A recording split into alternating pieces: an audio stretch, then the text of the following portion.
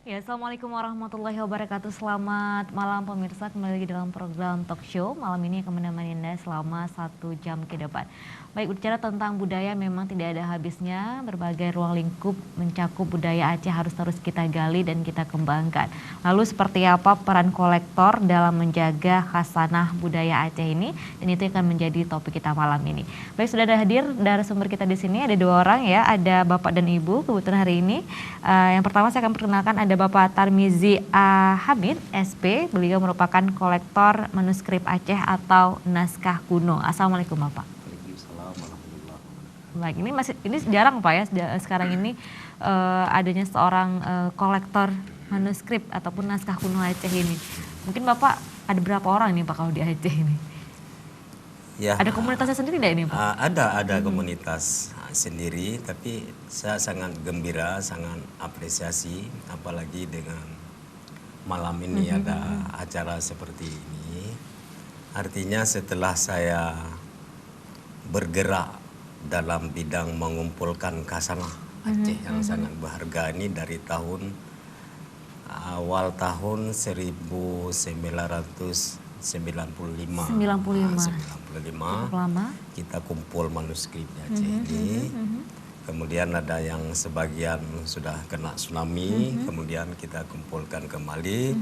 Setelah lewat peran media atau lewat penyuluhan-penyuluhan tentang kebudayaan, tentang sejarah Aceh, sehingga sampai saat ini manuskrip atau naskah kuno menjadi populer. Baik. Di hadapan generasi yang hadir saat ini, ya, terutama punya komoditas tersendiri. Misalnya seperti saya ada di Lembaga Rumah Manuskrip Aceh, ada di Mapesa, ada lembaga-lembaga dari luar yang memang sangat peduli tentang manuskrip ini.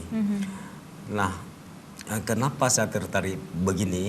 Karena ini adalah khasanah yang luar biasa. Baik. Yang telah ditinggalkan oleh leluhur Aceh sendiri. Jadi harus kita ketahui, artinya membaca manuskrip, menggali manuskrip ini seperti kita menggali kehidupan para leluhur kita, para indatu kita masa lalu. Baik, dan saya coba sapa terlebih dulu ada Ibu Nurul Husna MSI.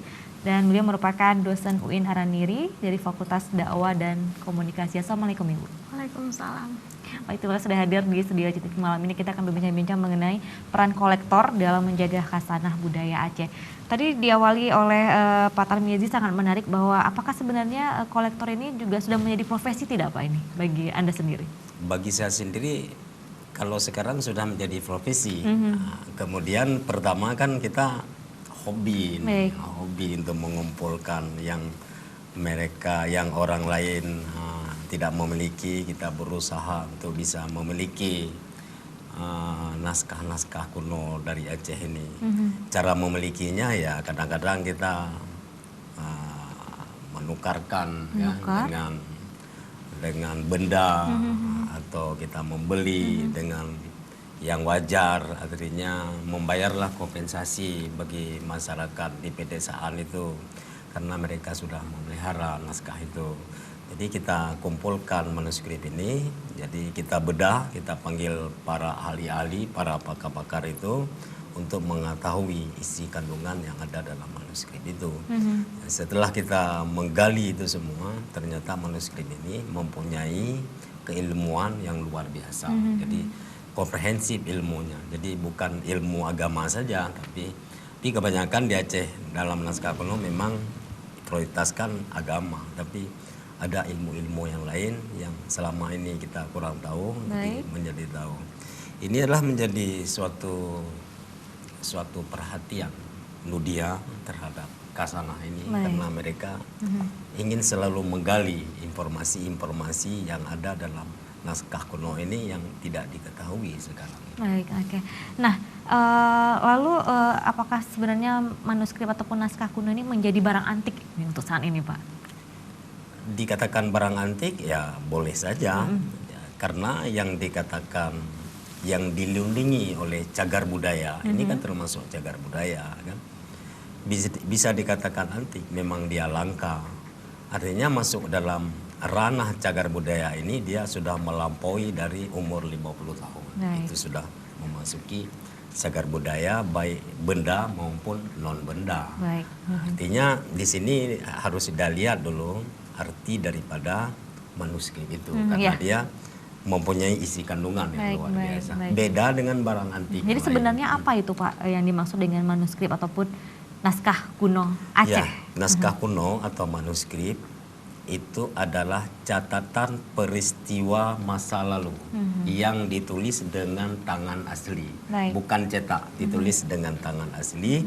Kalau orang Aceh dulu memakai tulisannya dari istilah orang Aceh ini purihjo, purihjo dengan memakai tinta rendaman biji besi yang dipanaskan, itu warna hitam, kemudian ada warna-warni di dalam naskah itu memakai bahan-bahan dari tanaman yang ada di Aceh. Dan karena dituliskan di atas? Di atas media kertas. Media kertas. Kertas pada masa Sultan Iskandar Muda itu sudah ada kemajuan.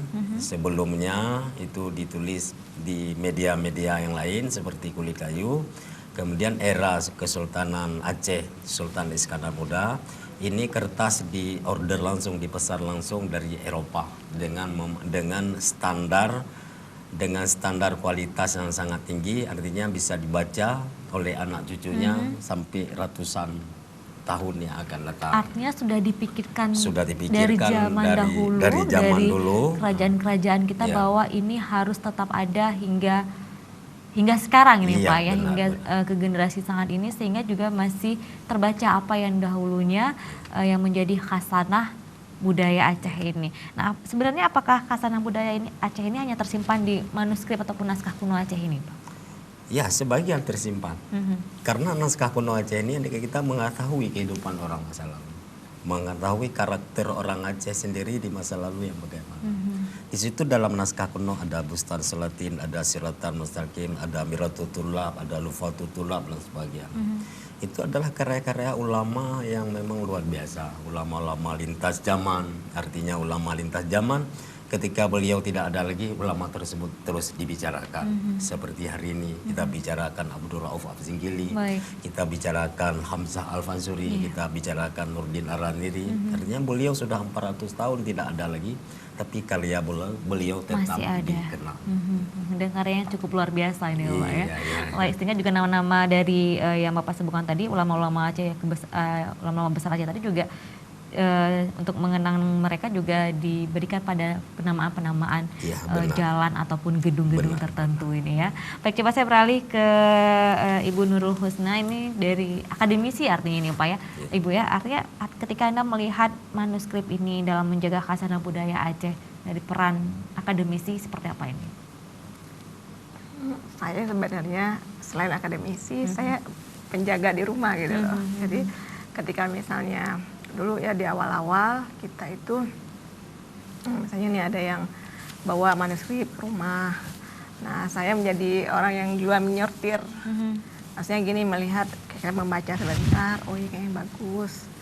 Ini menjaga dalam maksudnya memang dimiliki sendiri atau bagaimana? Iya, kita miliki sendiri, tapi maksudnya tidak ketika misalnya ada teman-teman yang bawa, misalnya ini bagus, masih kualitas yang segala macam. Artinya diketahui kalau Ibu memang menyimpan barang-barang seperti itu? Awalnya kami bukan punya sendiri, tetapi kita beli ataupun tadi kompensasi ganti kan. Nah, saya yang orang yang di rumah kan, yang pertama yang menyortir ketika misalnya datang barang, kita punya, oh kayak ini bagus nih, isinya sekilas segini yang ada. Jadi saya perannya lebih kayak itu, menjaga. Kemudian kalau misalnya udah ada, ini udah bagaimana untuk maintenance-nya, misalnya ya perawatannya. Karena kan kita dulu awam sekali ya, nggak tahu apa-apa. Maksudnya, oh ya udah berarti ini harus kita lakukan apa sehingga dia aman untuk kita di rumah. Nah, kemudian kita jaga biar dia nggak cepat rusak lah macam. Nah, itu tugas saya sebenarnya. Selain akademisi, saya berpikir ini juga itu ternyata ada tali merahnya, ada benang merahnya ini dengan profesi Ibu ini sebagai dosen ini, melihat bahwa ini juga harus perlu kita sampaikan kepada mahasiswa atau bagaimana ini? Iya, cuman berhubung saya bukan di bidang filologi, saya kan di bidang ilmu sosial, kesejahteraan sosial. Nah, waktu dulu saya bilang sama suami, ini insya Allah suatu saat ini akan menjadi sesuatu yang sangat berharga. Mungkin sekarang masih kurang tahu orang banyak bahwa sesuatu di dalamnya itu untuk masa depan kita ini sangat bagus ya. Terus itulah maksud saya bilang. Karena juga Ibu mendukung ini ya, apa yang dilakukan oleh Bapak? Iya, sangat mendukung. Kadang-kadang kita dengan tadi ganti kompensasinya, gak ada uang kita gimana nih. Tapi maksudnya alhamdulillah kan memang kita punya ketertarikan macam kan, punya jalan keluar, Allah berikan macam-macam. Nah ini juga menarik, apa sih yang menjadi hal Ibu juga tertarik dengan naskah kuno Aceh ini juga sehingga diberikan kompensasi ditukarkan dengan uang atau yang lainnya, mengingat bahwa wah ini harus ditukar dengan uang seperti kita harus membeli, mungkin bagaimana ini Ibu? Awalnya gini, ketertarikan kita ini kan sesuatu yang tulisan tangan asli, yang kita nggak tahu siapa orangnya, kemudian kau baca susah. Kalau misalnya kita baca kita Jawi itu mungkin alhamdulillah gampang, tapi ini agak payah. Kalau Bapak bisa ya Bu ya? Bapak kan orang pertanian nggak juga, maksudnya kan bukan ahlinya, jadi kayaknya ini sekilas bagus lah macam. Kadang ke kita kan karena dulu ngaji-ngaji untuk kecil-kecil kan, jadi mungkin ini bagus, insya Allah kita tahu sedikit isinya, kemudian ya udah nih mungkin kita simpan aja nih segala macam. Nah inilah yang membuat kita tertarik, karena mungkin juga untuk menjaga kan biasanya kan kayak Al-Quran kita jaga meskipun udah sobek-sobek, kayaknya ada sesuatu yang bagus untuk kita lindungi gitu kan. Mungkin melihat juga perbedaan seperti apa Al-Quran ini dimiliki di Aceh dahulu dengan yang sekarang. Mungkin bisa lihat perkembangannya seperti apa ini Bu. Dulu kayak ini ada Al-Quran yang dulu ada yang per juz ya, ada 20 juz ya, Bang. Dan itu terpisah-pisah. Iya, terpisah-pisah, dia dengan kualitas yang sangat bagus, kulitnya yang bagus. Jadi sebelum tsunami dulu, kayaknya bagus sih. Jarang kita dapat, karena per juz kemudian memang sangat kayaknya sampulnya aja sangat bagus. Nah, ketemu yang Al-Quran utuh yang 30 juz itu iluminasi namanya, Pak? Yeah. Itu sangat bagus di dalamnya. Yang warna-warni ukirannya itu sangat bagus, jadi membuat saya tertarik. Kalau Al-Quran biasa sekarang kan kurang kan, maksudnya cuman kadang mewarnai di mana, ini di pinggirnya, membuat kita tertarik. Nah ya Allah, segitu bagusnya karya seni. Jadi penasaran ya, seharusnya mungkin bisa dibawa ke sini di lain kesempatan ini Bu. Insya Allah. Ya, artinya juga melihat langsung wah seperti ini sebenarnya salah satu keindahan manuskrip yang ada dulu ini ya. Iya, habisnya juga ada kadang-kadang gambar-gambar yang membuat kita ingin melihat lebih, mengetahui lebih dalam. Kadang ada gambarnya nih apa ya logonya, kayak logo gitu ya. Ini menunjukkan kemana, ya itulah yang membuat kita penasaran ya. Ya nanti kita akan lanjutkan lagi sebenarnya seperti apa sih cara menjaga manuskrip yang sudah ada ini agar tetap bagus dan terawat, dan kita akan lanjutkan usai pariwara berikut ini.